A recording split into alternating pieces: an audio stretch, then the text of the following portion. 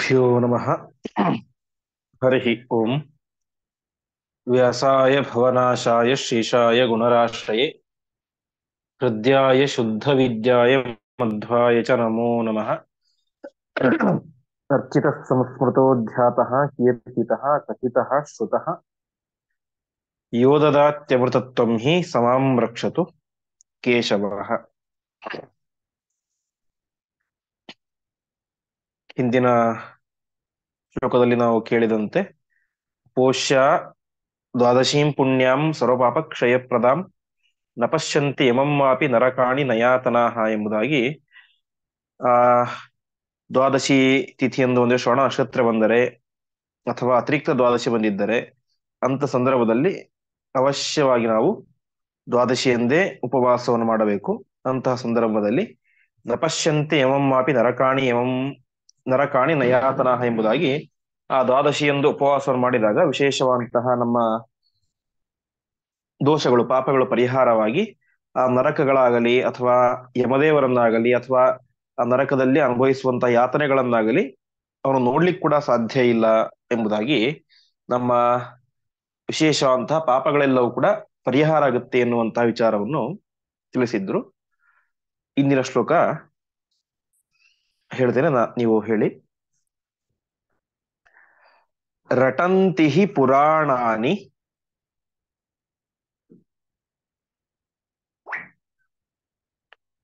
ಭೂಯೋ ಭೂಯೋ ವರಾನನೆ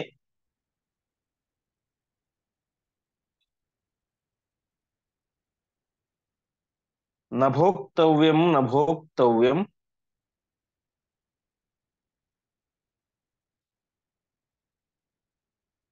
ಸಂಪ್ರಾಪ್ತೆ ಹರಿವಾಸರೆ. ಈ ಮಾತನ್ನ ರುದ್ರದೇವರು ಹೇಳ್ತಾ ಇರುವಂತಹ ಮಾತು. ವರಾನನೆ ಅಂತ ತಮ್ಮ ಮಡದಿಯಾದಂತಹ ಪಾರ್ವತಿ ದೇವಿಗೆ ಹೇಳ್ತಾ ಇದ್ದಾರೆ. ರಟಂತಿಹಿ ಪುರಾಣಾನಿ ಅಂತ. ರಟಂತಿ ಅಂತ ಹೇಳಿದ್ರೆ ಜೋರಾಗಿ ಹೇಳ್ತಾ ಇದ್ದಾವೆ, ಗಟ್ಟಿಯಾಗಿ ಹೇಳ್ತಾ ಇದ್ದಾವೆ ಅಂತ ಅರ್ಥ. ಎಲ್ಲ ಪುರಾಣಗಳು ಕೂಡ ರಟಂತಿ ಜೋರಾಗಿ ಮತ್ತೆ ಮತ್ತೆ ಹೇಳ್ತಾ ಇವೆ ಅಂತ. ಏನ್ ಹೇಳ್ತಾ ಇದ್ದಾವೆ ಅಂತ ಹೇಳಿದ್ರೆ, ನಭೋಕ್ತವ್ಯಂ ಸಂಪ್ರಾಪ್ತೆ ಹರಿವಾಸರೆ ಅಂತ. ಏಕಾದಶಿ ತಿಥಿ ಎಂಬುದು ಬಂದಾಗ ಸರ್ವಥಾ ಅವತ್ತು ಊಟವನ್ನು ಮಾಡಬಾರದು, ಆಹಾರವನ್ನು ಸ್ವೀಕಾರ ಮಾಡಬಾರದು ಅಂತ ಎಲ್ಲ ಪುರಾಣಗಳು ಕೂಡ ಮತ್ತೆ ಮತ್ತೆ ಸಾರಿ ಸಾರಿ ಹೇಳ್ತಾ ಇದ್ದಾವೆ. ಹಾಗಾಗಿ ಏಕಾದಶಿ ಎಂದು ಸರ್ವಥಾ ಉಪವಾಸವನ್ನು ಮಾಡಬಾರದು ಎಂಬುದಾಗಿ ಹೇಳ್ತಾ ಇದ್ದಾರೆ. ಹೀಗೆ ಅನೇಕ ಪುರಾಣಗಳಲ್ಲಿ ಏಕಾದಶಿಯ ಬಗ್ಗೆ ಮಾತು ಬರುತ್ತೆ. ವರಾಹ ಪುರಾಣದಲ್ಲಿ ಒಂದು ಮಾತನ್ನ ಹೇಳ್ತಾರೆ. ಏಕದಾಪಿಚ ಯೋಹನ್ಯಾತ್ ವ್ರತಮೇತನ್ನರಾಧಮಃ ಸಕಲ್ಪ ಮಾತ್ರ ನರಕೆ ರೌರವೇ ಪತತಿ ಧ್ರುವಂ ಅಂತ. ನಮ್ಮ ಜೀವನದಲ್ಲಿ ಒಂದು ಬಾರಿಯೂ ಕೂಡ ಆ ಏಕಾದಶಿ ವ್ರತವನ್ನ ಬಿಡಬಾರದು ಎಂಬುದಾಗಿ ಹೇಳ್ತಾ ಇದ್ದಾರೆ. ಆ ರೀತಿಯಾಗಿ ಒಂದು ಬಾರಿ ಆದರೂ ಆ ಏಕಾದಶಿ ವ್ರತವನ್ನು ಬಿಟ್ಟರೆ ಅದರಿಂದ ನಾವು ನರಕಕ್ಕೆ ಹೋಗ್ಬೇಕಾಗತ್ತೆ. ಹಾಗಾಗಿ ಒಂದು ಬಾರಿಯೂ ಕೂಡ ಏಕಾದಶಿ ವ್ರತವನ್ನು ನಾವು ತಮ್ಮ ಜೀವನದಲ್ಲಿ ಬಿಡಬಾರದು ಅಂತ ವರಾಹ ಪುರಾಣದಲ್ಲಿ ತಿಳಿಸ್ತಾರೆ. ಅದೇ ರೀತಿಯಾಗಿ ಅಜ್ಞಾನಾದ್ವಾ ಪ್ರಮಾದಾದ್ವಾ ಯೋನ್ನಮತ್ತಿ ಹರಿಯದಿನೆ ನಮಸ್ಕಾರಸ್ಯ ಲಕ್ಷಂ ತತ್ ಪ್ರಾಯಶ್ಚಿತ್ತಂ ಪ್ರಕೀರ್ತಿತಂ ದಶಗಾವೋಥವೋದೇಯ ಪ್ರಾಜಾಪತ್ಯಾನಿವಾದಶ ಅಂತ. ಅದೇ ವರಾಹ ಪುರಾಣದಲ್ಲಿ ಒಂದು ವೇಳೆ ಏಕಾದಶಿ ಎಂದೇನಾದರೂ ಅಜ್ಞಾನ್ ಅಂದ್ರೆ ಗೊತ್ತಿಲ್ಲದಂತೆ ಅಥವಾ ಏನೋ ತಪ್ಪಾಗಿ ಅನ್ನವನ್ನು ತಿಂದರೆ ಅದಕ್ಕೆ ಪ್ರಾಯಶ್ಚಿತ್ತವಾಗಿ ಪರಮಾತ್ಮನಿಗೆ 1,00,000 ನಮಸ್ಕಾರಗಳನ್ನ ನಾವು ಹಾಕ್ಬೇಕು ಅಂತೆ. ಅಷ್ಟು ಮಾತ್ರ ಅಲ್ಲ, ದಶಗಾವೋ ಥವೋದೇಯ ಅಂತ 10 ಗೋದಾನವನ್ನು ಮಾಡಬೇಕು ಎಂಬುದಾಗಿ ತಿಳಿಸಿದ್ದಾರೆ. ಹೀಗೆ ಏಕಾದಶಿ ಆಹಾರ ಸ್ವೀಕಾರ, ಅನ್ನವನ್ನು ತಿನ್ನುವುದು ಅತ್ಯಂತ ಪಾಪಕರವಾದಂತಹ ಕಾರ್ಯ. ಹಾಗಾಗಿ ಸರ್ವಥಾ ಅದನ್ನು ಮಾಡಬಾರದು ಎಂಬುದಾಗಿ ತಿಳಿಸ್ತಾರೆ. ಅದೇ ರೀತಿಯಾಗಿ ನಷ್ಟಾರ್ಧಂ ತತ್ರ ಕುರ್ವೀತ ನ ಹೋಮಂ ನಚ ತರ್ಪಣಂ ಇದಿ ಮೋಹಾತ್ ಪ್ರಕುರ್ವೀತ ವ್ರತಹಾನಿರ್ಭವೇದ್ ಧ್ರುವಂ ಎಂಬುದಾಗಿ. ಅವತ್ತು ಯಾವ ಏಕಾದಶಿಯಂದು ಶ್ರಾದ್ದವನ್ನಾಗಲಿ ಅಥವಾ ಯಾವುದೇ ಹೋಮಾದಿಗಳನ್ನಾಗಲಿ ಅಥವಾ ತರ್ಪಣಾದಿಗಳನ್ನಾಗಲಿ ಪಿತೃಗಳಿಗೆ ಯಾವುದನ್ನು ಕೂಡ ಕೊಡಬಾರದು ಎಂಬುದಾಗಿ ತಿಳಿಸ್ತಾ ಇದ್ದಾರೆ. ಆದರೆ ಅದರಲ್ಲಿ ವಿಶೇಷವಾಗಿ ಒಂದು ನಿಯಮ ಏನಂತಿದ್ರೆ, ಆ ಏಕಾದಶಿ ಎಂದು ಅಂದ್ರೆ ಸುದರ್ಶನ ಹೋಮ ಆ ತಪ್ತ ಮುದ್ರಾಧಾರಣೆ ಮಾಡೋದಕ್ಕೋಸ್ಕರ ಸುದರ್ಶನ ಹೋಮವನ್ನು ಮಾಡೋದಕ್ಕೆ ಅದಕ್ಕೆ ಒಂದಕ್ಕೆ ಮಾತ್ರ ನಿಯಮ ಎಂಬುದು ಇದೆ. ಅದನ್ನು ಬಿಟ್ಟು ಉಳಿದ ಯಾವ ಹೋಮಗಳನ್ನು ಕೂಡ ಏಕಾದಶಿ ಎಂದು ಮಾಡಲೇಬಾರದು ಎಂಬುದಾಗಿ ತಿಳಿಸ್ತಾ ಇದ್ದಾರೆ. ಹೀಗೆ ನಾರದ ಪುರಾಣ, ಭಾಗವತದಲ್ಲಿ ವರಾಹ ಪುರಾಣ ಮತ್ತು ಪದ್ಮ ಪುರಾಣ, ಹೀಗೆ ಅನೇಕ ಪುರಾಣಗಳೆಲ್ಲವೂ ಕೂಡ ಏಕಾದಶಿ ಎಂದು ಸರ್ವಥಾ ಊಟವನ್ನು ಮಾಡಬಾರದು, ಅವತ್ತು ಉಪವಾಸ ಮಾಡಲೇಬೇಕು ಅಂತ ಎಲ್ಲ ಪುರಾಣಗಳು ಮತ್ತೆ ಮತ್ತೆ ಈ ವಿಚಾರವನ್ನು ಹೇಳ್ತಾ ಇದ್ದಾವೆ. ಹಾಗಾಗಿ ಏಕಾದಶಿ ಎಂದು ಅವಶ್ಯವಾಗಿ ಉಪವಾಸವನ್ನು ಮಾಡಲೇಬೇಕು ಅಂತ ಮಹರುದ್ರ ದೇವರು ಪಾರ್ವತೀ ದೇವಿಯ ಮೂಲಕ ನಮಗೆಲ್ಲರಿಗೂ ಕೂಡ ಒಂದು ಉಪದೇಶವನ್ನ ಮಾಡ್ತಾ ಇದ್ದಾರೆ. ಮುಂದಿನ ಶ್ಲೋಕ, ದ್ವಾದಶಿ ನ ಪ್ರಮೋಕ್ತವ್ಯ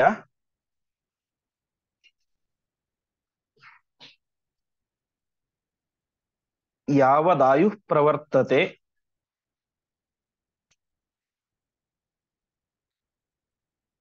ಅರ್ಚನೀಯೋ ಹೃಷೀಕೇಶಃ ವಿಶುದ್ಧೇನ ಅಂತರಾತ್ಮನ.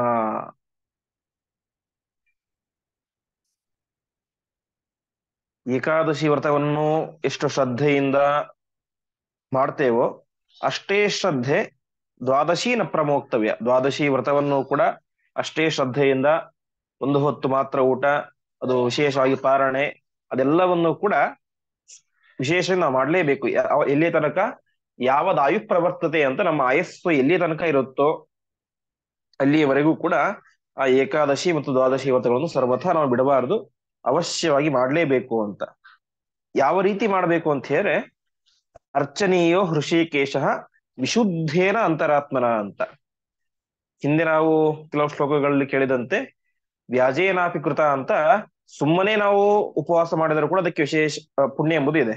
ಆದರೆ ಆ ಏಕಾದಶಿ ವ್ರತ, ದ್ವಾದಶಿ ವ್ರತದ ಸಂಪೂರ್ಣ ಪುಣ್ಯ ಅದೆಲ್ಲವೂ ಕೂಡ ಯಾವಾಗ ಸಿಗುತ್ತೆ ಅಂತ ಹೇಳಿದ್ರೆ ವಿಶುದ್ಧೇನ ಅಂತರಾತ್ಮನ ಅಂತ. ಪರಿಶುದ್ಧವಾದಂತಹ ಮನಸ್ಸಿರಬೇಕು.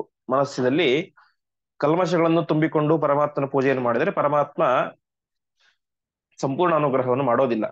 ಹಾಗಾಗಿ ಅಂತಃಕರಣ ಶುದ್ಧರಾಗಿ ಆ ಪರಮಾತ್ಮನ ಪೂಜೆಯನ್ನು ಆ ಒಂದು ಏಕಾದಶಿ ದ್ವಾದಶಿ ದಿವಸ ವಿಶೇಷವಾಗಿ ಮಾಡಿದಾಗ ಅದರಿಂದ ನಮ್ಮ ಉದ್ಧಾರ ಎಂಬುದು ಆಗುತ್ತೆ. ಹಾಗಾಗಿ ನಾವೇನ್ ಮಾಡ್ಬೇಕು, ಆಯಸ್ಸು ಇರುವ ತನಕವೂ ಕೂಡ ವಿಶೇಷವಾಗಿ ಏಕಾದಶಿಯಾದಿ ಉಪವಾಸಗಳನ್ನು ಅವಶ್ಯವಾಗಿ ಆಚರಣೆ ಮಾಡಲೇಬೇಕು ಅಂತ ಈ ಶ್ಲೋಕದಲ್ಲಿ ರುದ್ರದೇವರು ತಿಳಿಸ್ತಾ ಇದ್ದಾರೆ. ಹೀಗೆ ಇಲ್ಲಿಯ ತನಕ ಅಂದ್ರೆ ಸುಮಾರು ಒಂದು 64ರಿಂದ 65 ಶ್ಲೋಕಗಳಲ್ಲಿ ಸಮಗ್ರವಾಗಿ ಏಕಾದಶಿಯ ವಿಚಾರ, ಏಕಾದಶಿ ತಿಥಿ ಅಂದ್ರೆ ಏನು, ಆ ದಿವಸ ಉಪವಾಸವನ್ನು ಮಾಡಬೇಕು, ಉಪವಾಸವನ್ನು ಮಾಡಬೇಕಾದ್ರೆ ನಮ್ಮ ಮನಸ್ಸಿನ ಸ್ಥಿತಿ ಅದೆಲ್ಲ ಯಾವ ರೀತಿ ಇರಬೇಕು, ಅದೇ ರೀತಿಯಾಗಿ ದ್ವಾದಶಿ ತಿಥಿ ಅಂದರೆ ಏನು, ಒಂದು ವೇಳೆ ಏಕಾದಶಿ ತಿಥಿ ಎಂದು ಅರುಣೋದಯ ಸಂದರ್ಭದಲ್ಲಿ ದಶಮಿ ತಿಥಿ ಇದ್ದರೆ ಅದಕ್ಕೆ ವಿದ್ಧ ಏಕಾದಶಿ ಎಂಬುದಾಗಿ ಕರೀತಾರೆ. ಹಾಗಾಗಿ ಅಂದಿನ ದಿವಸ ನಾವು ಉಪವಾಸವನ್ನು ಮಾಡಬಾರದು, ಅದನ್ನು ಬಿಟ್ಟು ಮರುದಿವಸ ಉಪವಾಸ ಮಾಡಬೇಕು. ಹೀಗೆ ಅನೇಕ ವಿಚಾರಗಳನ್ನು ನಾವು ಇಲ್ಲಿ ತನಕ ಕೇಳಿದ್ದೇವೆ. ಒಟ್ಟು ಇಲ್ಲಿಗೆ ಏಕಾದಶಿ ತಿಥಿಯ ವಿಚಾರ ಎಂಬುದು ಮುಗಿಯುತ್ತೆ. ಒಟ್ಟು 122ನೇ ಶ್ಲೋಕದಿಂದ ಈ ಒಂದು 186ನೇ ಶ್ಲೋಕದ ತನಕ, ಅಂದ್ರೆ ಒಂದು 64-65 ಶ್ಲೋಕಗಳಲ್ಲಿ ವಿಶೇಷವಾಗಿ ಆಚಾರ್ಯರು ಏಕಾದಶಿಯ ಬಗ್ಗೆ ಅತ್ಯಂತ ಮಹತ್ವವನ್ನು ಕೊಟ್ಟು ತಿಳಿಸಿದ್ದಾರೆ. ಯಾಕೆ ಅಂತ ಹೇಳಿದ್ರೆ ಜಗತ್ತಿನಲ್ಲಿ ಅನೇಕ ರೀತಿಯಾದಂತಹ ವ್ರತಗಳಿವೆ. ಆ ವ್ರತಗಳಂತೆ ಈ ಏಕಾದಶಿ ಕೂಡ ಸುಮ್ಮನೆ ಒಂದು ಸಾಮಾನ್ಯ ವ್ರತ ಎಂಬುದಾಗಿ ನಾವು ಸರ್ವಥಾ ತಿಳಿಬಾರದು. ಯಾಕೆಂದ್ರೆ ಉಳಿದ ವ್ರತಗಳನ್ನು ಮಾಡಿದರೆ ಪುಣ್ಯ ಇದೆ, ಮಾಡದೇ ಇದ್ದರೆ ಪಾಪ ಅಂತ ಏನಿಲ್ಲ, ಅವೆಲ್ಲವೂ ಕೂಡ ನೈಮಿತ್ತಿಕ ಕಾರ್ಯಗಳು. ಆದರೆ ಏಕಾದಶಿ ವ್ರತ ಹಾಗಲ್ಲ, ಅದು ನಿತ್ಯವಾದಂತಹ ಕಾರ್ಯ. ಪ್ರತಿಯೊಬ್ಬರು ಕೂಡ ಹೆಂಗಸರಾಗಲಿ ಗಂಡಸರಾಗಲಿ, ಕೆಲವೊಂದು ವ್ರತ ಇದೆ ಗಂಡಸರು ಮಾತ್ರ ಮಾಡಬೇಕು, ಕೆಲವೊಂದು ವ್ರತ ಹೆಂಗಸರು ಮಾಡಬೇಕು, ಹೀಗೆ ಅನೇಕ ನಿಯಮಗಳಿದ್ದಾವೆ. ಆದ್ರೆ ಈ ಏಕಾದಶಿ ವ್ರತಕ್ಕೆ ಆ ರೀತಿಯಾದಂತಹ ಯಾವ ನಿಯಮವೂ ಇಲ್ಲ. ಅವಶ್ಯವಾಗಿ ಎಲ್ಲ ವರ್ಗದ ಜನರು, ಎಲ್ಲ ವರ್ಣದವರು, ಎಲ್ಲ ಆಶ್ರಮದವರು 8ರಿಂದ 80 ವಯಸ್ಸಿನ ತನಕ ಪ್ರತಿಯೊಬ್ಬ ಹೆಂಗಸರಾಗಲಿ ಗಂಡಸರಾಗಲಿ ಪ್ರತಿಯೊಬ್ಬರು ಕೂಡ ಅವಶ್ಯವಾಗಿ ಆಚರಣೆ ಮಾಡಲೇಬೇಕಾದಂತಹ ವ್ರತ ಏಕಾದಶಿ ವ್ರತ. ಹಾಗಾಗಿ ಅದರ ಬಗ್ಗೆ ಇಷ್ಟು ಒತ್ತನ್ನು ಕೊಟ್ಟು ಸುಮಾರು 65 ಶ್ಲೋಕಗಳಲ್ಲಿ ಆಚಾರ್ಯರು ಏಕಾದಶಿಯ ನಿರ್ಣಯ, ಯಾವ ರೀತಿಯಾಗಿ ಮಾಡಬೇಕು ಎಲ್ಲವನ್ನು ಕೂಡ ಈ ಒಂದು ಕೃಷ್ಣಾವರ್ತ ಮಹಾರ್ಣವ ಗ್ರಂಥದಲ್ಲಿ ತಿಳಿಸಿದ್ದಾರೆ. ಇಷ್ಟು ವಿಚಾರವನ್ನು ತಿಳಿಸಿ ಮುಂದೆ ಆ ಪರಮಾತ್ಮನ ಭಕ್ತಿಯ ಬಗ್ಗೆ ಅದರ ಮಹತ್ವನು ತಿಳಿಸ್ತಾ ಹೋಗ್ತಾರೆ. ಭಕ್ತ್ಯ ಗ್ರಾಹ್ಯ ಹೃಷೀಕೇಶ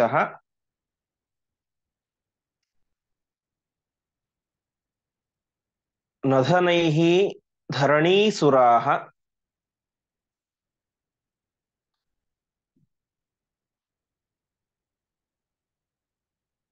ಭಕ್ತ್ಯ ಸಂಪೂಜಿತೋ ವಿಷ್ಣುಃ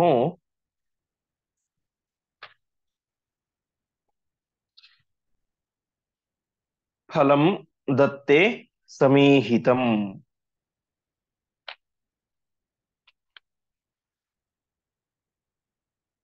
ಈ ಶ್ಲೋಕದಲ್ಲಿ ಪರಮಾತ್ಮನ ಪೂಜೆಯ ಬಗ್ಗೆ, ಪರಮಾತ್ಮ ಯಾವ ರೀತಿಯಾಗಿ ನಾವು ಕೊಟ್ಟಂತಹ ಪೂಜೆಯನ್ನು ಸ್ವೀಕಾರ ಮಾಡ್ತಾನೆ, ಅದರಲ್ಲಿ ಯಾವುದು ಪ್ರಧಾನ ಅನ್ನುವಂತಹ ಒಂದು ಅಂಶವನ್ನ ತಿಳಿಸ್ತಾ ಇದ್ದಾರೆ. ಅನೇಕರಲ್ಲಿ ಒಂದು ಭಾವನೆ ಇರುತ್ತೆ, ಆ ಪರಮಾತ್ಮನ ಪ್ರತಿಮೆಗೆ ಬಂಗಾರದ ಒಂದು ಯಾವುದನ್ನು ಕವಚವನ್ನು, ಸರವನ್ನು, ಕಿರೀಟವನ್ನು, ಇನ್ಯಾವುದನ್ನು ಆಭರಣಾದಿಗಳನ್ನು ಹಾಕಿದರೆ ಪರಮಾತ್ಮ ತುಂಬಾ ಸುಪ್ರೀತನಾಗಿ ನಮಗೆ ಅನುಗ್ರಹವನ್ನು ಮಾಡ್ತಾನೆ. ಅವುಗಳನ್ನು ಹಾಕದೆ ಹೋದರೆ ಅಷ್ಟು ಪರಮಾತ್ಮ ಅನುಗ್ರಹ ಮಾಡೋದಿಲ್ಲ ಎನ್ನುವಂತಹ ಭಾವನೆ ಇರುತ್ತೆ. ಒಟ್ಟಿನಲ್ಲಿ ಪರಮಾತ್ಮನ ಪೂಜೆಯನ್ನು ಮಾಡಬೇಕಾದ್ರೆ ಅವನಿಗೆ ನಾವು ಎಲ್ಲವನ್ನು ಸಮರ್ಪಣೆ ಮಾಡಲೇಬೇಕು. ಅದು ಬೇಕಾದಷ್ಟು ಹಣ್ಣು, ಹೂವು, ಆಭರಣ ಇತ್ಯಾದಿಗಳನ್ನು ಸಮರ್ಪಣೆ ಮಾಡಿದರೆ ಮಾತ್ರ ಪರಮಾತ್ಮ ತೃಪ್ತನಾಗುತ್ತಾನೆ ಅನ್ನುವಂತಹ ಭಾವನೆ ಕೆಲವರಲ್ಲಿ ಇರುತ್ತೆ. ಅದಕ್ಕೆ ಮಧ್ವಾಚಾರ್ಯರು ಈ ನಾರದ ಪುರಾಣದಲ್ಲಿ ಬರುವಂತಹ ಒಂದು ಮಾತನ್ನ ತಿಳಿಸ್ತಾ ಇದ್ದಾರೆ. ಪರಮಾತ್ಮ ಯಾವುದರಿಂದಾಗಿ ಪ್ರೀತನಾಗ್ತಾನೆ ಅಂತ ಹೇಳಿದಾಗ, ಭಕ್ತ್ಯ ಗ್ರಾಹ್ಯ ಹೃಷೀಕೇಶ ನಧನೈಹಿ ಧರಣೀಸುರಾಹ ಅಂತ.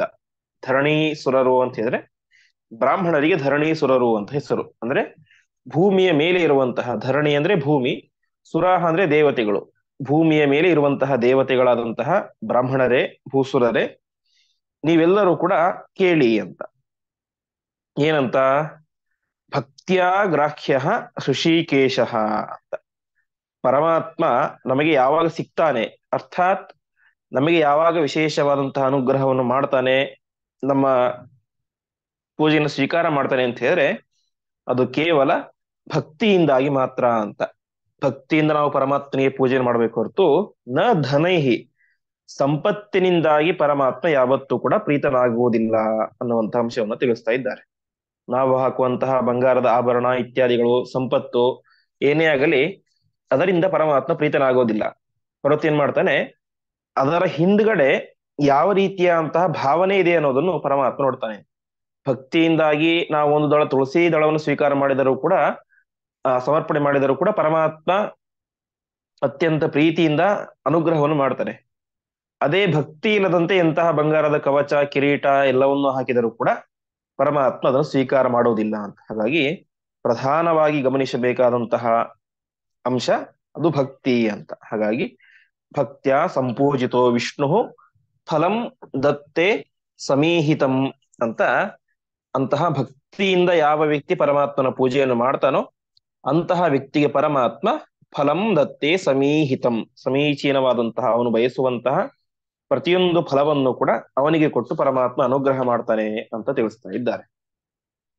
ಭಾಗವತದಲ್ಲಿ ಒಂದು ಮಾತು ಬರುತ್ತೆ, ಯಾವ ಸುಧಾಮ ಹೇಳುವಂತಹ ಮಾತು. ಪರಮಾತ್ಮ ಯಾವುದನ್ನು ಸ್ವೀಕಾರ ಮಾಡ್ತಾನೆ, ಯಾವುದನ್ನು ಸ್ವೀಕಾರ ಮಾಡೋದಿಲ್ಲ ಅಂತ ಹೇಳಿದ್ರೆ, ಕಿಂಚಿತ್ ಕರೋತ್ಯುರ್ವಪಿ ಸ್ವದತ್ತಂ ಸುಹೃತ್ಕೃತಂ ಫಲ್ವಪಿ ಭೂರಿಕಾರಿ ಮಯೋಪನೀತಂ ಪೃಥುಕೈಕ ಏಕಮುಷ್ಟಿಂ ಪ್ರತ್ಯಗ್ರಹೀತ್ ಪ್ರೀತಿಯುತೋ ಮಹಾತ್ಮ ಅಂತ ಅವನೊಂದು ದೃಷ್ಟಾಂತವನ್ನು ಕೊಟ್ಟು ಹೇಳ್ತಾನೆ. ನೀವು ಭಕ್ತಿ ಇಲ್ಲದೆ ಪರಮಾತ್ಮನಿಗೆ ಏನನ್ನು ಸಮರ್ಪಣೆ ಮಾಡಿದರೂ ಕೂಡ ಪರಮಾತ್ಮ ಅದನ್ನ ಕಿಂಚಿತ್ ಕರೋತಿ, ಸ್ವಲ್ಪವನ್ನಾಗಿ ಮಾಡಿ ನೋಡ್ಬಿಡ್ತಾನೆ ಅಂತೆ. ಹೇಗೆ ಅಂತ ಹೇಳಿದ್ರೆ, ದುರ್ಯೋಧನನ ಮನೆಗೆ ಶ್ರೀಕೃಷ್ಣ ಪರಮಾತ್ಮ ಹೋಗಿರ್ತಾನೆ. ಆವಾಗ ಆ ದುರ್ಯೋಧನ ಆ ಶ್ರೀಕೃಷ್ಣನನ್ನು ಹೇಗಾದ್ರೂ ಮಾಡಿ ತನ್ನ ಪಕ್ಷಕ್ಕೆ ಸೇರಿಸಿಕೊಳ್ಳಬೇಕು ಎಂಬುದಾಗಿ ವಿಚಾರವನ್ನು ಮಾಡಿ ಅವನಿಗೆ ಪಂಚಪಕ್ಷ ಪರಮಾನ್ನ, ಅದೇ ರೀತಿಯಾಗಿ ಅನೇಕ ರೀತಿಯಂತಹ ಸಂಪತ್ತು ಇತ್ಯಾದಿ ಎಲ್ಲವನ್ನು ಕೂಡ ತಂದು ಅವನಿಗೆ ಕೊಡ್ತಾನೆ ಅಂತೆ. ಇವತ್ತು ನೀನು ಇಲ್ಲೇ ಊಟ ಮಾಡ್ಬೇಕು, ನಮ್ಮ ಆಧಾರವನ್ನು ಸ್ವೀಕಾರ ಮಾಡಬೇಕು ಅಂತ ಹೇಳ್ತಾನೆ. ಅವನಿಗೆ ಕೊಡ್ಲಿಕ್ಕೆ ಬೇಕಾದಷ್ಟು ಇತ್ತು, ಆದರೆ ಅದರ ಹಿಂದೆ ಏನಿರ್ಲಿಲ್ಲ, ಭಕ್ತಿ ಅನ್ನೋದು ಇರಲಿಲ್ಲ. ಹಾಗಾಗಿ ಪರಮಾತ್ಮ ಅದ್ಯಾವುದನ್ನು ಕೂಡ ಸ್ವೀಕಾರ ಮಾಡದೆ ಅದೆಲ್ಲವನ್ನು ಕೂಡ ಅವನು ಕೊಟ್ಟದ್ದು ಭಾರಿ ದೊಡ್ಡ ಪಂಚಭಕ್ಷ ಪರಮಾನಾದಿಗಳ ಸಂಪತ್ತುಗಳು, ಅವೆಲ್ಲವನ್ನು ಕೂಡ ಏನ್ ಮಾಡಿದ, ಅಲ್ಪೀಕರೋತಿ, ತುಚ್ಛವನ್ನಾಗಿ ಮಾಡಿ ಅದನ್ನು ಸ್ವೀಕಾರವೇ ಮಾಡಲಿಲ್ಲ. ನೇರವಾಗಿ ಎಲ್ಲಿಗೆ ಬಂದ, ಹಸ್ತಿನಾವತಿಯಲ್ಲಿ ವಿದುರನ ಮನೆಗೆ ಬಂದ. ಆ ವಿದುರ ಕೊಟ್ಟಿದ್ದೇನು, ವಿದುರನ ಮನೆಯ ಪಾಲುಂಡ ಅಂತ ಕೊಟ್ಟಿದ್ದು ಹಾಲು ಮಾತ್ರ. ಅದನ್ನೇ ಪರಮಾತ್ಮ ಪ್ರೀತಿಯಿಂದಾಗಿ ಸ್ವೀಕಾರ ಮಾಡಿ ಅವನಿಗೆ ವಿಶೇಷವಾದಂತ ಅನುಗ್ರಹವನ್ನು ಮಾಡಿದ. ಹಾಗಾಗಿ ವಿದುರ ಕೊಟ್ಟಿದ್ದು ಕೇವಲ ಹಾಲು, ಆದರೆ ಕೊಟ್ಟಿದ್ದು ಭಕ್ತಿಯಿಂದ. ದುರ್ಯೋಧನ ಕೊಟ್ಟಿದ್ದು ಪಂಚಭಕ್ಷ ಪರಮಾನ, ಅನೇಕ ರೀತಿಯಾದಂತಹ ಭೋಜನವನ್ನು ಕೊಟ್ಟ, ಆದರೆ ಇದ್ಯಾವುದನ್ನು ಕೂಡ ಪರಮಾತ್ಮ ಸ್ವೀಕಾರ ಕೂಡ ಮಾಡಲಿಲ್ಲ. ಯಾಕೆ ಅಂತ ಹೇಳಿದ್ರೆ ಅಲ್ಲಿ ಭಕ್ತಿ ಅನ್ನೋದಿರ್ಲಿಲ್ಲ ಅಂತ. ಇಷ್ಟನ್ನು ಹೇಳಿ ಕೊನೆಗೆ ಸುಧಾಮ ಹೇಳ್ತಾನೆ, ಮಯಾ ಉಪನೀತಂ ಪೃಥುಕ ಏಕಮುಷ್ಟಿಂ ಪ್ರತ್ಯಗ್ರಹೀತ್ ಪ್ರೀತಿಯುತೋ ಮಹಾತ್ಮ ಅಂತ. ನಾನು ಕೂಡ ಪರಮಾತ್ಮನಿಗೆ ಒಂದು ಮುಷ್ಟಿ ಅವಲಕ್ಕಿಯನ್ನು ತೆಗೆದುಕೊಂಡು ಹೋಗಿದ್ದೆ. ಅಷ್ಟನ್ನೇ, ಕೇವಲ ಒಂದು ಮುಷ್ಟಿ ಅವಲಕ್ಕಿಯನ್ನೇ ಪರಮಾತ್ಮ ಪ್ರೀತಿಯಿಂದ ಸ್ವೀಕಾರ ಮಾಡಿ ನನ್ನ ಮನಸ್ಸಿನ ಅಭೀಷ್ಟವನ್ನು ತಾನು ಈಡೇರಿಸಿದ. ಯಾಕೆ ಅಂತ, ನಾನು ಕೂಡ ಭಕ್ತಿಯಿಂದ ಕೊಟ್ಟಿದ್ದೆ ಅಂತ ಆ ಮಾತನ್ನ ಹೇಳ್ತಾನೆ. ಅದೇ ರೀತಿಯಾಗಿ ಪರಮಾತ್ಮನೇ ಗೀತೆಯಲ್ಲಿ ಹೇಳುವಂತೆ, ಪತ್ರಂ ಪುಷ್ಪಂ ಫಲಂ ತೋಯಂ ಯೋಮೇ ಭಕ್ತ್ಯಾ ಪ್ರಯಚ್ಛತಿ ತದಹಂ ಭಕ್ತಿಪರತಂ ಅಷ್ಟಾಮಿ ಪ್ರಯತಾತ್ಮನ ಎಂಬುದಾಗಿ ಆ ಪರಮಾತ್ಮನಿಗೆ ಪ್ರೀತಿಯಿಂದ ಒಂದು ತುಳಸಿ ಪತ್ರವನ್ನೋ, ಒಂದು ಹೂವನ್ನೋ, ಒಂದು ನೀರನ್ನೋ ಅಥವಾ ಹಣ್ಣನ್ನೋ ಪ್ರೀತಿಯಿಂದ ಭಕ್ತಿಯಿಂದ ಸಮರ್ಪಣೆಯನ್ನು ಮಾಡಿದರೆ ಪರಮಾತ್ಮ ಅದನ್ನು ಅವಶ್ಯವಾಗಿ ಸ್ವೀಕಾರ ಮಾಡ್ತಾನೆ. ಹೊರತು ನಧನೈಹಿ ಧರಣಿ ಸುರಾಹ ಅಂತ ಸಂಪತ್ತನ್ನು ಪರಮಾತ್ಮ ಯಾವತ್ತೂ ಗಮನಿಸುವುದಿಲ್ಲ, ಅವನು ಗಮನಿಸುವುದು ಭಕ್ತಿಯನ್ನು ಮಾತ್ರ ಅಂತ ಮಧ್ವಾಚಾರ್ಯರು ಇಲ್ಲಿ ನಮಗೆ ತಿಳಿಸ್ತಾ ಇದ್ದಾರೆ. ಮುಂದಿನ ಶ್ಲೋಕ, ಜಲೇನಾಪಿ ಜಗನ್ನಾಥ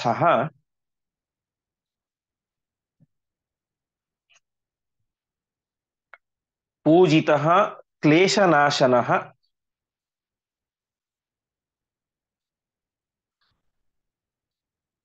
ಪರಿತೋಷಂ ಪ್ರಯಾತ್ಯಾಶು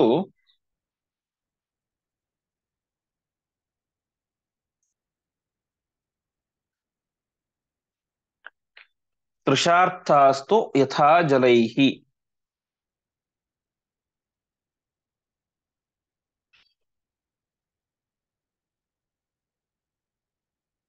ಪರಮಾತ್ಮನಿಗೆ ಸಮರ್ಪಣೆ ಮಾಡಲಿಕ್ಕೆ ನಮಗೆ ಕಡೆ ಪಕ್ಷ ಹಣ್ಣು ಹೂವು ಕೂಡ ಇಲ್ಲದೆ ಹೋದರೂ ಕೂಡ ಪರಮಾತ್ಮನಿಗೆ ನಾವು ಜಲೇನಾಪಿ ಜಗನ್ನಾಥ ಅಂತ, ಇಡೀ ಜಗತ್ತಿಗೆ ಒಡೆಯನಾದಂತಹ ಪರಮಾತ್ಮನನ್ನ ನಾವು ಜಲೇನಾಪಿ, ನೀರಿನಿಂದ ಪೂಜೆ ಮಾಡಿದರೂ ಕೂಡ ಏನ್ ಮಾಡ್ತಾನೆ, ಅವನು ನಮ್ಮ ಕ್ಲೇಶನಾಶನ, ಕ್ಲೇಶಗಳನ್ನು ಪರಿಹಾರ ಮಾಡ್ತಾನೆ, ಸಂಕಷ್ಟಗಳನ್ನು ಪರಿಹಾರ ಮಾಡ್ತಾನೆ. ಹೇಗೆ ಅಂತ ಹೇಳಿದ್ರೆ, ಪರಿತೋಷಂ ಪ್ರಯಾತ್ಯಾಶು ತೃಷಾರ್ಥಾಸ್ತು ಯಥಾ ಜಲೈಹಿ ಅಂತ. ತೃಷೆ ಅಂತ ಹೇಳಿದ್ರೆ ಬಾಯಾರಿಕೆ ಅಂತ. ಬಾಯಾರಿಕೆ ಆದಂತಹ ವ್ಯಕ್ತಿಗೆ ನೀರನ್ನು ಕೊಟ್ಟರೆ ಏನಾಗುತ್ತೆ, ತುಂಬಾ ಸಂತೋಷ ಆಗಿ ತೃಪ್ತಿಯಿಂದ ನೀರನ್ನು ಕುಡಿತಾನೆ. ಹಾಗೆ ಬಾಯಾರಿಕೆಯಿಂದ ಬಳಲಿದಂತಹ ವ್ಯಕ್ತಿಗೆ ನೀರಿನಿಂದ ಯಾವ ರೀತಿಯಾಗಿ ಸಂತೋಷ ಎಂಬುದು ಆಗುತ್ತೋ, ಪ್ರೀತಿ ಆಗುತ್ತೋ, ಅದೇ ರೀತಿಯಾಗಿ ಪರಮಾತ್ಮ ನಾವು ಸಮರ್ಪಣೆ ಮಾಡಿದಂತಹ ನೀರನ್ನು ತಾನು ಸ್ವೀಕಾರ ಮಾಡಿ ಅತ್ಯಂತ ಸಂತುಷ್ಟನಾಗ್ತಾನೆ ಅಂತ ತಿಳಿಸ್ತಾ ಇದ್ದಾರೆ. ಅಂದರೆ ಇದರ ತಾತ್ಪರ್ಯ ಅಂತ ಹೇಳಿದ್ರೆ, ಅವನು ಯಾರು, ಜಗನ್ನಾಥ, ಇಡೀ ಬ್ರಹ್ಮಾಂಡದ ಒಡೆಯ. ಅಂತಹ ಬ್ರಹ್ಮಾಂಡದ ಒಡೆಯನಾದಂತಹ ಪರಮಾತ್ಮ ನಾವು ಕೊಟ್ಟಂತಹ ನೀರಿನಿಂದಾಗಿ ತೃಪ್ತನಾಗ್ತಾನೆ, ಸಂತೋಷಗೊಳ್ತಾನೆ. ಯಾಕೆ ಅಂತ ಹೇಳಿದ್ರೆ, ಅದನ್ನು ಭಕ್ತಿಯಿಂದಾಗಿ ಸಮರ್ಪಣೆ ಮಾಡಿದಾಗ ಪರಮಾತ್ಮ ನೀರನ್ನು ಕೊಟ್ಟರು ಕೂಡ ಅತ್ಯಂತ ಸಂತೋಷದಿಂದ ಸ್ವೀಕಾರ ಮಾಡ್ತಾನೆ ಅಂತೆ. ಹಾಗಾಗಿ ಏನನ್ನು ಸಮರ್ಪಣೆ ಮಾಡ್ತೇವೆ ಅನ್ನೋದು ಪ್ರಧಾನ ಅಲ್ಲ, ಪರಮಾತ್ಮನಿಗೆ ಯಾವ ರೀತಿಯಾಗಿ ನಾವು ಮನಸ್ಸಿನಿಂದ ಭಕ್ತಿಯಿಂದ ಸಮರ್ಪಣೆ ಮಾಡ್ತೀವೋ ಅದು ಪ್ರಧಾನ ಎಂಬುದಾಗಿ ಆಚಾರ್ಯರು ತಿಳಿಸ್ತಾ ಇದ್ದಾರೆ. ಮುಂದಿನ ಶ್ಲೋಕ, ಆಸೀನಸ್ಯ ಶಯಾನಸ್ಯ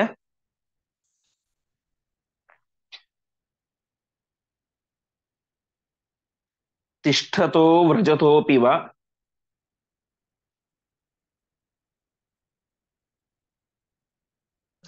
ರಮಸ್ವ ಪುಂಡರೀಕಾಕ್ಷ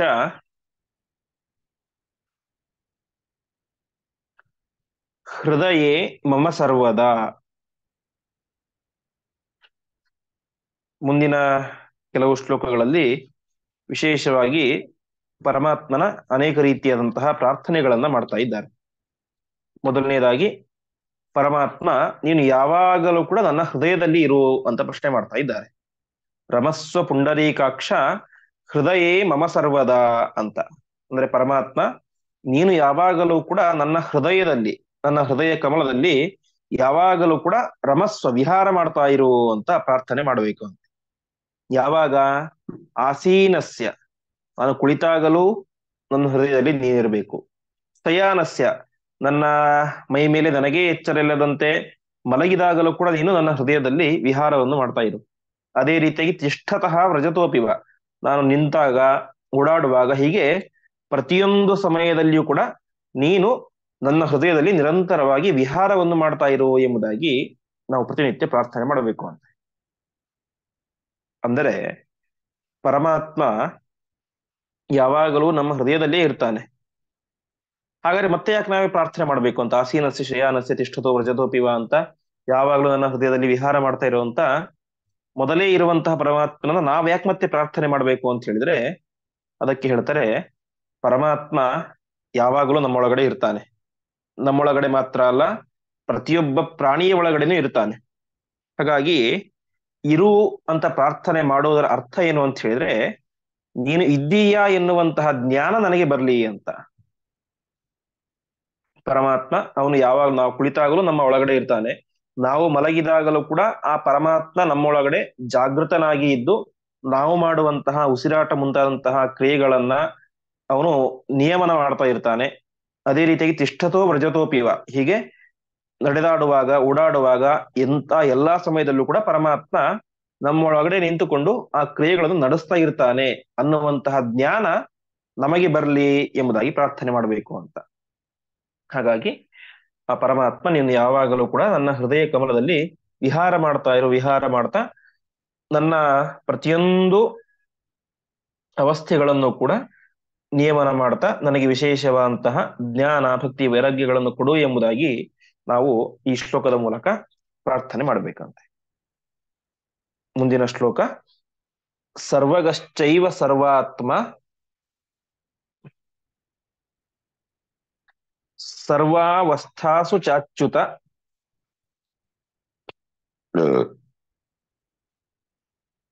ರಮಸ್ವ ಪುಂಡರೀಕಾಕ್ಷ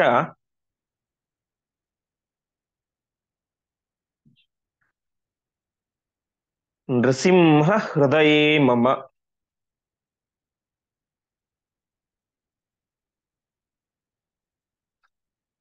ಆ ಪರಮಾತ್ಮನನ್ನ ಈ ಶ್ಲೋಕದಲ್ಲಿ 3 ಶಬ್ದಗಳಿಂದ ಕರೀತಾ ಇದ್ದಾರೆ. ಒಂದು ಅಚ್ಯುತ, ಇನ್ನೊಂದು ಪುಂಡರೀಕಾಕ್ಷ, ಇನ್ನೊಂದು ನೃಸಿಂಹ ಅಂತ. ಅಚ್ಯುತ ಅಂತ ಹೇಳಿದ್ರೆ ನಾವು ದ್ವಾದಶ ಸ್ತೋತ್ರದಲ್ಲಿ ಕೇಳಿದಂತೆ ಅಚ್ಯುತೋ ಯೋಗುಣೇ ನಿತ್ಯಮೇವಾಖಿಲೈಹಿ ಅಂತ. ಅವನು ಯಾವಾಗಲೂ ಕೂಡ ಗುಣಗಳಿಂದ ಪರಿಪೂರ್ಣನಾಗಿ ಇರ್ತಾನೆ ಅಂತ. ಅವನ ಗುಣಗಳು ಕಡಿಮೆ ಆಗೋದು ಅಥವಾ ಅವನು ತನ್ನ ಸ್ಥಾನದಿಂದ, ವೈಕುಂಠಾದಿಗಳ ತನ್ನ ಸ್ಥಾನದಿಂದ ಕೆಳಗಡೆ ಇಳಿಯೋದು ಅಂತ ಯಾವುದು ಕೂಡ ಇಲ್ಲ ಅಂತ. ಯಾವಾಗಲೂ ಕೂಡ ಆ ಪರಮಾತ್ಮ ಸರ್ವೋತ್ತಮ ಅಂತ ಹೇಳಿದ್ರೆ ಇವತ್ತಿಗೂ ಸರ್ವೋತ್ತಮ, ನಿನ್ನೆಯೂ ಅವನೇ ಸರ್ವೋತ್ತಮ, ನಾಳೆಯೂ ಅವನೇ ಸರ್ವೋತ್ತಮ, ಹೀಗೆ ಯಾವಾಗಲೂ ಕೂಡ ಸರ್ವೋತ್ತಮನಾಗಿ ಇರುವಂತಹ ವ್ಯಕ್ತಿ ಅಂತ. ಅದೇ ರೀತಿಯಾಗಿ ನೃಸಿಂಹ, ವಿಶೇಷವಾಗಿ ಆ ಪ್ರಹ್ಲಾದರನ್ನು ರಕ್ಷಣೆ ಮಾಡಬೇಕು ಎನ್ನುವಂತಹ ಉದ್ದೇಶದಿಂದ ಪರಮಾತ್ಮ ನರಸಿಂಹ ರೂಪವನ್ನು ಧಾರಣೆ ಮಾಡಿ ಬಂದಿರ್ತಾನೆ. ಅದೇ ರೀತಿಯಾಗಿ ಪುಂಡರೀಕಾಕ್ಷ, ಪುಂಡರೀಕಾಕ್ಷ ಅಂತ ಹೇಳಿದ್ರೆ ಕಮಲದಂತಹ ಕಣ್ಣುಳ್ಳಂತಹ ಪರಮಾತ್ಮನೇ ನೀನೇನಾಗಿದ್ದೀಯಾ, ಸರ್ವಗಃ, ನೀನು ಇಲ್ಲದೇ ಇರುವಂತಹ ಸ್ಥಳವೇ ಇಲ್ಲ ಇಡೀ ಜಗತ್ತಿನಲ್ಲಿ. ಅಂತರ್ಬಹಿಶ್ಚ ತತ್ಸರ್ವಂ ವ್ಯಾಪ್ಯ ನಾರಾಯಣ ಸ್ಥಿತ ಎನ್ನುವುದಾಗಿ ಹೇಳುವಂತೆ ಎಲ್ಲದರ ಒಳಗಡೆ ಹೊರಗಡೆ ಎಲ್ಲವೂ ಕೂಡ ನೀನು ನೆಲೆಸಿದ್ದೀಯಾ ಅಂತ. ಅಂತಹ ನೀನು ಸರ್ವಾತ್ಮ, ಸರ್ವಾತ್ಮ ಅಂತ ಹೇಳಿದ್ರೆ ಪ್ರತಿಯೊಬ್ಬರಿಗೂ ಕೂಡ ನೀನೇ ಸ್ವಾಮಿ. ಲಕ್ಷ್ಮೀ ದೇವಿಯಿಂದ ಪ್ರಾರಂಭ ಮಾಡಿ ಸಾಮಾನ್ಯ ಹುಲ್ಲು ಕಡ್ಡಿಯ ತನಕವೂ ಕೂಡ ಪ್ರತಿಯೊಂದಕ್ಕೂ ಕೂಡ ನೀನೇ ಸ್ವಾಮಿಯಾಗಿದ್ದೀಯ. ಅಂತಹ ಪರಮಾತ್ಮ ನೀನು ಸರ್ವಾವಸ್ಥಾಸು ಚಾಚ್ಯುತ, ಎಲ್ಲ ಅವಸ್ಥೆಗಳಲ್ಲೂ ಕೂಡ ನೀನೇನಾಗಿದ್ದೀಯ, ನನ್ನಲ್ಲಿ ಏನೇ ವಿಹಾರ ಮಾಡ್ತಾ ಇರೋ. ಸರ್ವಾವಸ್ಥಾಸು ಮಮ ಹೃದಯೇ ರಮಸ್ವ, ಎಲ್ಲ ವಿಧವಾದಂತಹ ಅವಸ್ಥೆಗಳಲ್ಲೂ ಕೂಡ ನನಗೆ ನೀನು ನಿಯಾಮಕನಾಗಿರು, ನನ್ನ ಹೃದಯದಲ್ಲಿ ವಿಹಾರ ಮಾಡ್ತಾ ಇರು ಎಂಬುದಾಗಿ ಪ್ರಾರ್ಥನೆ ಮಾಡ್ತಾ ಇದ್ದಾರೆ. ಎಲ್ಲ ಅವಸ್ಥೆಗಳು ಅಂತ ಹೇಳಿದ್ರೆ ಜಾಗೃತ ಅವಸ್ಥೆ ಆಗಿರಬಹುದು, ಜಾಗೃತ ಅವಸ್ಥೆ ಅಂತ ಹೇಳಿ ಎಚ್ಚರ ಇರುವಂತಹ ಅವಸ್ಥೆ, ಸ್ವಪ್ನ ಅಂತ ಹೇಳಿದ್ರೆ ಸ್ವಪ್ನಾವಸ್ಥೆ, ಕನಸು ಕಾಣುವಂತಹ ಅವಸ್ಥೆ. ಅದೇ ರೀತಿಯಾಗಿ ಸುಷುಪ್ತಿ ಅವಸ್ಥೆ. ಸುಷುಪ್ತಿ ಅವಸ್ಥೆ ಅಂತ ಹೇಳಿದ್ರೆ ನಿದ್ದೆ ಮಾಡುವಂತಹ ಅವಸ್ಥೆ. ಅದೇ ರೀತಿಯಾಗಿ ಮುಂದೆ ಮೋಕ್ಷಕ್ಕೆ ಹೋಗಬಹುದು. ಹೀಗೆ ಯಾವುದೇ ಅವಸ್ಥೆಯಲ್ಲಿ ನಾನಿರಲಿ, ಆ ಎಲ್ಲಾ ಸಂದರ್ಭಗಳಲ್ಲೂ ಕೂಡ ಜಾಗೃತ, ಸ್ವಪ್ನ, ಸುಷುಪ್ತಿ, ಮೋಕ್ಷ, ಹೀಗೆ ಪ್ರತಿಯೊಂದು ಅವಸ್ಥೆಗಳಲ್ಲಿಯೂ ಕೂಡ ಏನಾಗಿರಬೇಕು, ನೀನು ನನ್ನ ಹೃದಯದಲ್ಲಿ ನಿಂತುಕೊಂಡು ವಿಶೇಷವಾಗಿ ವಿಹಾರವನ್ನು ಮಾಡ್ತಾ ಇರು. ನನಗೆ ಯಾವಾಗಲೂ ಕೂಡ ನೀನೇ ನಿಯಾಮಕನಾಗಿರು. ಅದೇ ರೀತಿಯಾಗಿ ಆ ನಿಯಾಮಕನು ನೀನೇ ಆಗಿದ್ದೀಯಾ ಎನ್ನುವಂತಹ ಬುದ್ಧಿ ನನಗೆ ಜಾಗೃತವಾಗಿರಲಿ ಎಂಬುದಾಗಿ ಪ್ರಾರ್ಥನೆ ಮಾಡ್ತಾ ಇದ್ದಾರೆ. ಒಟ್ಟಿನಲ್ಲಿ ತಾತ್ಪರ್ಯ ಇಷ್ಟು: ಆ ಪರಮಾತ್ಮ ಅಚ್ಯುತನಾಗಿದ್ದಾನೆ, ಪುಂಡರೀಕಾಕ್ಷ ನೃಸಿಂಹನಾಗಿದ್ದಾನೆ. ಹಾಗೆ ಅವನು ಇಲ್ಲದೇ ಇರುವಂತಹ ಸ್ಥಳವಿಲ್ಲ. ಎಲ್ಲ ಕಡೆಯೂ ಕೂಡ ವ್ಯಾಪ್ತನಾಗಿ ಎಲ್ಲರನ್ನೂ ಕೂಡ ನಿಯಮನ ಮಾಡ್ತಾ ಇರುವಂತಹ ಆ ಸ್ವಾಮಿ ಪರಮಾತ್ಮ, ನೀನು ಎಲ್ಲ ವಿಧವಾದಂತಹ ಅವಸ್ಥೆಗಳಲ್ಲಿಯೂ ಕೂಡ ನನ್ನ ಹೃದಯ ಕಮಲದಲ್ಲಿ ನೀನೇ ಮಾಡು, ವಿಹಾರ ಮಾಡು, ಯಾವಾಗಲೂ ಕೂಡ ನೆಲೆಸಿರು. ಅದೇ ರೀತಿಯಾಗಿ ನಿನ್ನ ಅಸ್ತಿತ್ವದ ಬುದ್ಧಿಯನ್ನ ನೀನೇ ಒಳಗಡೆ ನಿಂತುಕೊಂಡು ಎಲ್ಲವನ್ನು ಕೂಡ ಮಾಡ್ತಾ ಇದ್ದೀಯಾ ಅನ್ನುವಂತಹ ಬುದ್ಧಿ ಯಾವಾಗಲೂ ಕೂಡ ನನಗೆ ಜಾಗೃತವಾಗಿ ಇರಬೇಕು. ಆ ರೀತಿಯಾದಂತಹ ಬುದ್ಧಿಯನ್ನು ನನಗೆ ಕೊಟ್ಟು ವಿಶೇಷವಾಗಿ ಅನುಗ್ರಹವನ್ನು ಮಾಡು ಎಂಬುದಾಗಿ ಈ ಒಂದು ಶ್ಲೋಕದಲ್ಲಿ ಪ್ರಾರ್ಥನೆಯನ್ನು ಮಾಡ್ತಾ ಇದ್ದಾರೆ. ಇಲ್ಲಿಗೆ ಇಂದಿನ ಪಾಠವನ್ನ ಶ್ರೀಕೃಷ್ಣಾರ್ಪಣಮಸ್ತು.